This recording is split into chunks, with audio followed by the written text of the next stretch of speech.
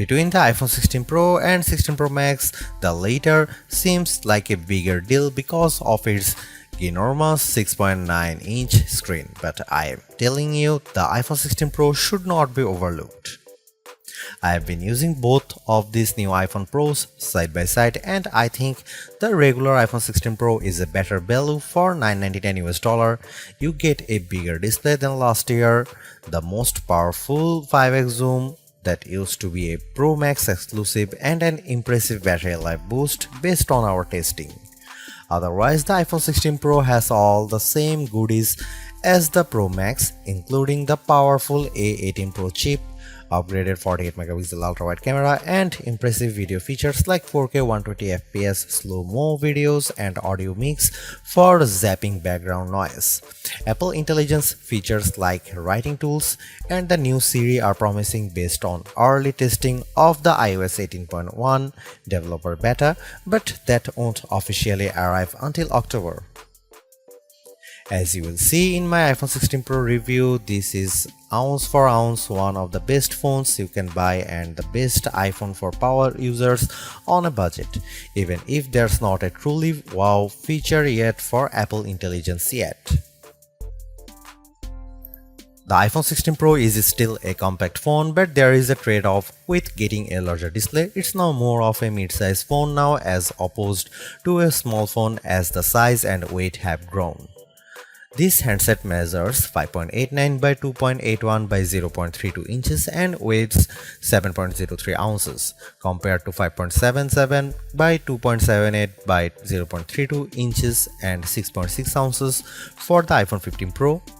So the new iPhone is taller and wider and just as thin, but there's some more heft to it. The good news is that the iPhone 16 Pro is still easy to use with one hand as Apple made the bezels thinner. The design should be more durable too, as Apple claims that the ceramic shield display is 50% tougher. Plus, the band is still made of titanium, which is more durable than aluminum. The iPhone 16 Pro colors aren't very flashy compared to the regular iPhone 16. There's white titanium, black titanium, natural titanium, and the new desert titanium, which is like a soft rose gold. I prefer the desert hue because it looks new. Don't expect much new from the iPhone 16 display. The only real news beyond the size increase to 6.3 inches for this OLED screen is that it can get dimmer. The minimum is now just 1 nit. I put the two phones side by side in a dark room and I noticed the difference immediately.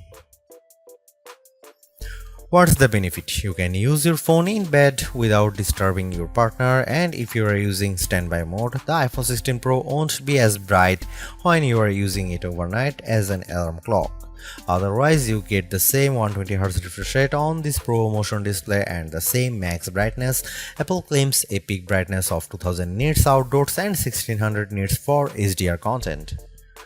We simulate outdoor conditions with a flashlight and the iPhone 16 Pro reached 1553 nits. That's higher than the Galaxy S24 Ultra but way behind the Google Pixel 9 Pro. Apple has added a new button to the iPhone 16 Pro, but it's not technically a button. The camera control is a recessed capacitive switch that provides haptic feedback. Press once to launch right into the camera and press again to snap a photo. It's simple and works well in landscape and portrait mode. I found it easy to launch straight into the camera and I like that you can press and hold the camera control to record a video. Though, if you take your finger off the button, the video stops. I wish you could customize that.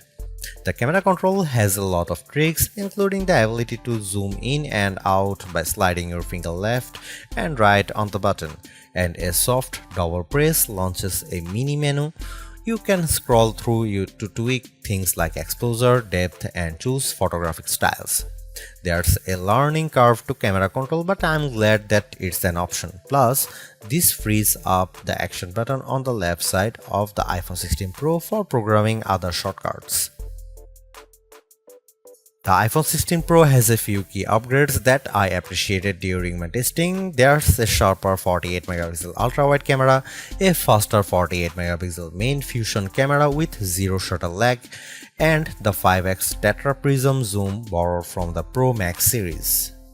In addition, photographic styles are integrated directly into the camera and photos app, so you can change skin undertones and the mood effect of your photo on the fly. Plus, you can tweak it after the fact. To test the iPhone 16 Pro's faster performance, I had my son take a photo of me shooting a jump shot side by side with the iPhone 15 Pro, and the result is brighter and more detailed image.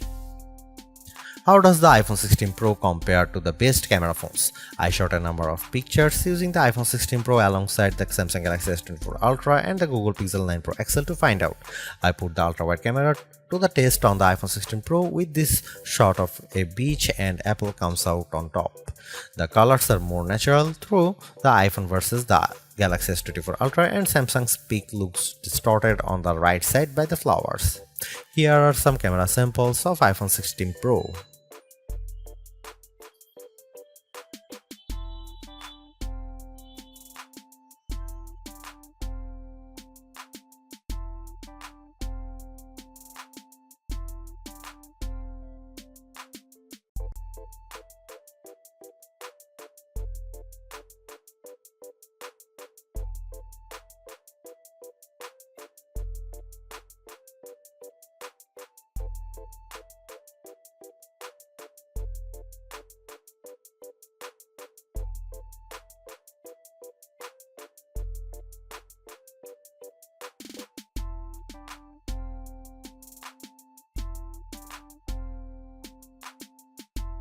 Hey Siri, are you smart yet?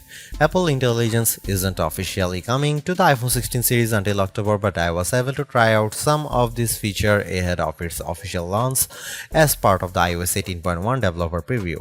Writing tools can be fairly helpful. I used it to summarize a long note in the Apple Notes app and it came up with a useful summary. I also had fun with writing tools trying to rewrite an email I purposely wrote in a rude tone, choosing the professional option, and the result was indeed closer to what I would usually send. I also used Apple Intelligence to look up how to do various things on the iPhone and get back step-by-step instruction for how to screen record on your iPhone, so you'll definitely spend less time looking up how to at online.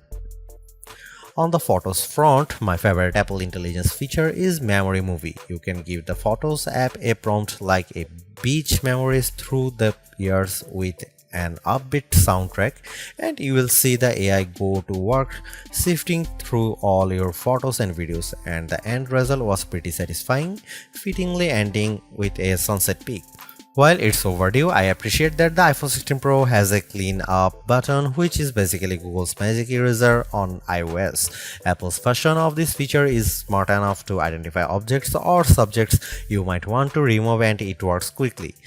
But the feature struggled in some cases to completely erase what I didn't want in the frame. Siri is definitely the biggest upgrade with Apple Intelligence. It's a lot more conversational and forgiving of mistakes as we speak. For example, I was able to correct a timer from 10 minutes to 5 minutes on the fly, and Siri got it right. The new Siri in Apple Intelligence is also better with follow-up questions. For example, I could ask about the weather today and then say, how about the rest of the week? And I got an extended forecast. Siri was also smart enough to answer who do the Yankees play next and what are the odds in succession, though it couldn't tell me who the starting pitcher was. I got several links instead. Another plus is that you can talk to Siri just by typing. You tap the bottom of the iPhone 16 Pro to enter your query, which comes in handy when you can't talk. Siri is definitely getting better, but it doesn't have that wow factor that you will experience with Gemini Live Voice or GPT-40 Voice, where it feels like you are having a real conversation with a chatbot. Overall, the iPhone 16 Pro is arguably the best flagship phone under $1,000. You get the same excellent cameras as the iPhone 16 Pro Max for $200 less, and I think the screen is big enough at 6.3 inches while being easy to use with one hand. I also like the improved battery life, handy camera control, and compelling audio mix feature for videos. The Apple Intelligence capabilities such as writing tools, the new Siri, and cleanup show promise, but some of the more exciting features like ChatGPT integration, image background, and the Google Lens like visual intelligence are coming later. In terms of the competition, I think the Galaxy S24 Plus and Google Pixel 9 Pro have more compelling AI features right now, but I prefer the camera system from the iPhone in many cases and the extra performance from its A18 Pro chip. Should you upgrade to the iPhone 16 Pro? If you have an iPhone 13 Pro or older phone, I'd say yes. And if you have an iPhone 14 Pro, I'd say wait to see how well Apple Intelligence works once it fully rolls out before you buy.